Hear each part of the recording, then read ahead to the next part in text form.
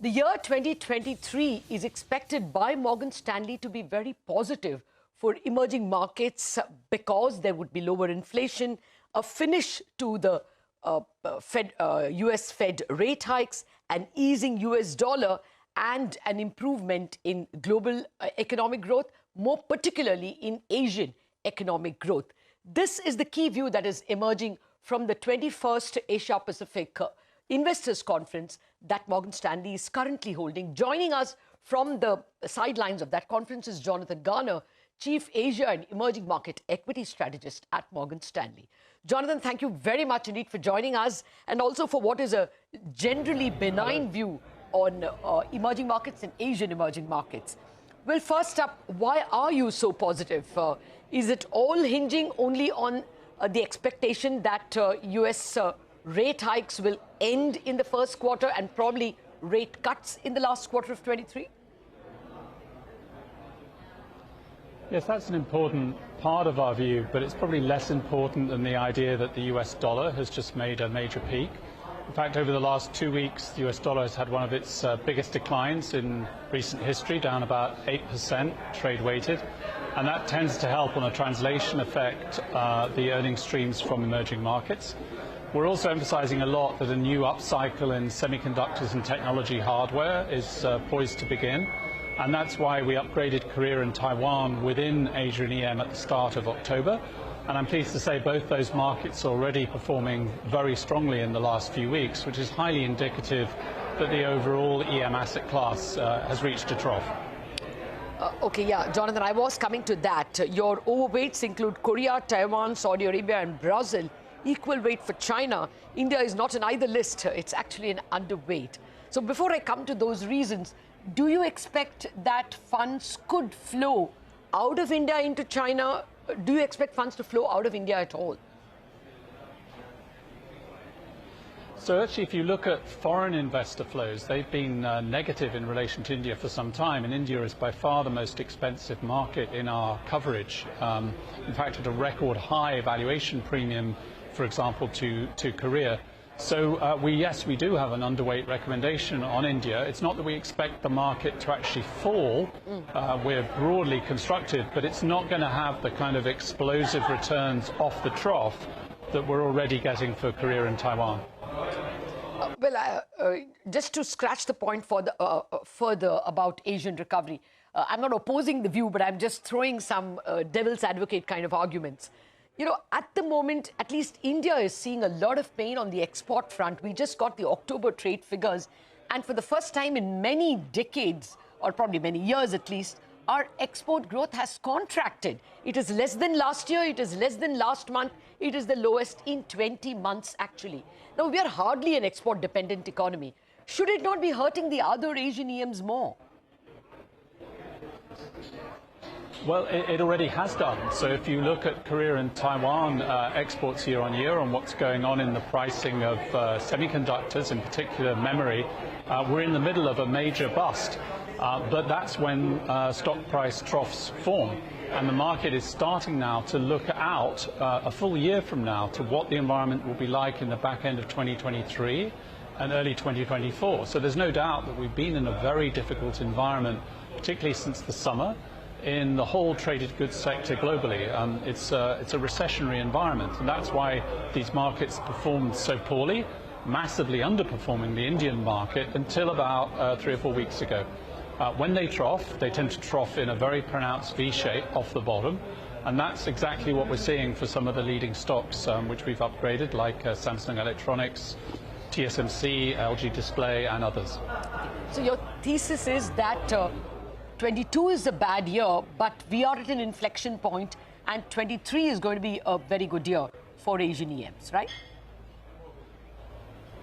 Well, we can be quite specific. We think the trough was last month in October, and this is a rally that is developing steam right now. If we're right, then the peak to trough decline in the EM index is 42% in dollars. So that's worse than average for an EM bear market, and it lasted over 600 days. Oh, yes. So I know for an Indian audience it doesn't feel like a bear market because you haven't really been in one, but for the broad EM space, this was one of the worst bear markets ever seen. Yeah, exactly. That's the table in page 3. That was very interesting. That kind of a fall is not something we saw in India. But Jonathan, you know, in India itself, earnings growth for FY22, that is the year that ended on March 31st, was as high as 39% Nifty EPS. This year, it's barely going to be 10% Nifty EPS. Would you say that India's Nifty EPS growth could be better next year? So again, there's a rhythm here, because that earnings growth that India's been able to enjoy is not what you've seen for China, Korea or Taiwan, the markets that we're getting more constructive on. And so yes, you know, as long as interest rates and the oil price are relatively well behaved, Indian earnings growth can, you know, not grow as rapidly as they have done historically, but still grow. But you're paying up a lot for that. You're of the order of 50, in some cases 70% valuation premium to the North Asian markets that are now troughing. There are other markets that have a similar characteristic. Indonesia and Singapore have also outperformed during the bear market, and there are other markets that we're turning less constructive on as we're freeing up space to buy these classic early cycle cyclicals. Well, this is more a Chetan Ahya question, but nevertheless, I'm going to put it to you because as an equity strategist, you have to take a view. Currencies, most of the Asian EMs have been under pressure. Do you expect that to continue for a bit more before they actually bottom out? I mean, there was a worry that the rupee, which had gone up to 83, could go even up to 84 or 85. Does that fear still remain? So our fixed income and FX strategists also think that there's been a major trough in emerging market currencies across the board, associated with the major peak in the US dollar, which peaked at a 40-year high. And as long as US inflation continues to roll over and terminal Fed funds pricing remains where it is and then goes lower next year, then this will turn out to have been one of the best opportunities, certainly that I've seen in the 30 years I've done this job, for buying both emerging markets currencies, local government bonds, dollar sovereign credit and equities.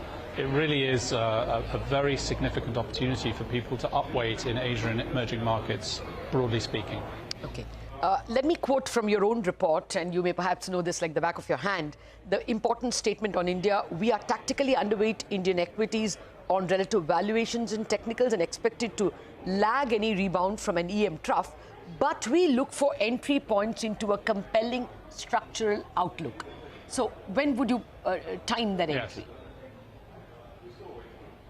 Well, it depends how much underperformance we get versus the markets we've upgraded, and there's quite a lot of that already, so we're watching carefully. But the latter part of that quote that you kindly read out was referring to my colleague Ridham Desai's India Blue paper about the medium to long run opportunities in India, which are very considerable, particularly in attracting inward FDI, and the very positive long run demographic effect on the market of having such a young population. So hence the mutual fund boom and all of those positive features. So that's what we're trying to say, is that because this is to some extent a target-rich environment and we can upgrade Korea and Taiwan with high conviction here, we are underweight India tactically, but we're not ignoring the strategic bull case long term. Even as you say that, you say that you are still very positive on Indian financials, so you continue to buy that sector. Yes, so we do have some recommended exposure there, and again that links a little bit back to the point I just made about currency, but also again just in terms of household formation, underlying earnings growth dynamics for a young population. Indian financials are clearly differently positioned than, for example, Korea or Taiwan or China financials. We're not focused on financials in those markets where you don't have such positive tailwinds. You mentioned somewhere in your notes that your Asia technology team is extremely bullish. So would that include being bullish on Indian tech stocks as well? They've not been the best performers this year, obviously, but you think that that would come into your buy list? Well, what we really talked about in Asia ex-Japan is the leading semiconductor and technology hardware names, some of which I mentioned earlier, and they're just simply not present in the Indian market. What you have is IT service contracting outsourcing names. Which certainly we're broadly constructive on, but you don't have the giant semiconductor names that you can buy in Korea and Taiwan. Okay. Let me look at the other point that everyone who is an India watcher is referring to, the domestic Indian equity support. Even in the months from June, July, August, or even before, when there was large drove of FPI money moving out of India, there was extraordinary support from domestic savings and investors. Do you see that continuing? And would that give the FPI a feeling that they are missing the opportunity of getting into India? Is that likely to keep India well bid? Well, yes, that domestic bid for India is something we talked about in a number of reports from Ridham and the team over the years, and it's why the market has held up well and is now extremely expensive versus other markets. I'm not seeing any great interest in buying back India yet from our foreign institutional clients. It's really directed more to the markets that I've mentioned, throughout our interview.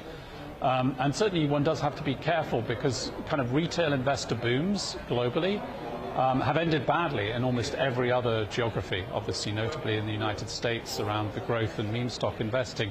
I'm not suggesting that that's as extreme a situation in India, but certainly the valuations are very rich to history and to peers, and that's why it is an underweight for us. Okay. Well, something related to equities, but it's more a commodities question. How confident are you of a recovery in China? After all, if China really starts consuming, then we should see a boom or a bullish tenor to commodities as well. Are you expecting that in 2023, commodities to get expensive?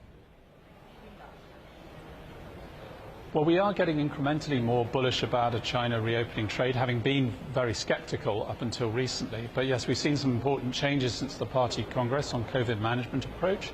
And certainly it'll be gradual, we think, particularly around mobility and use of oil, so air travel and driving your car. But it will build up as time goes on. And so we do think the oil price is relatively well underpinned here, and it's unlikely to go much lower. What are the dangers or the likely things that may falsify your thesis? What can go wrong, the red flags? Well, the obvious ones are if we're wrong about the peak in inflation in the US and in rates and in the US dollar. Those are the obvious macro elements. And then it's all about how does the tech and semi-cycle heal from here. You mentioned earlier on in the interview the decline in traded goods activity, so the weakness in exports. So we would want that to be improving from, let's say, the summer of next year onwards, that it wouldn't turn into a multi-year bust. But for the time being, things are going pretty well for this call. We're 4 weeks or so into it now, and so far so good for the strong performance from Korea and Taiwan. Okay. Jonathan Garner, it's always a pleasure having you with us. Thank you very much for enlightening us with your Asia-EM approach. That cycle at the inflection point is positive. Thank you, Jonathan, for joining us.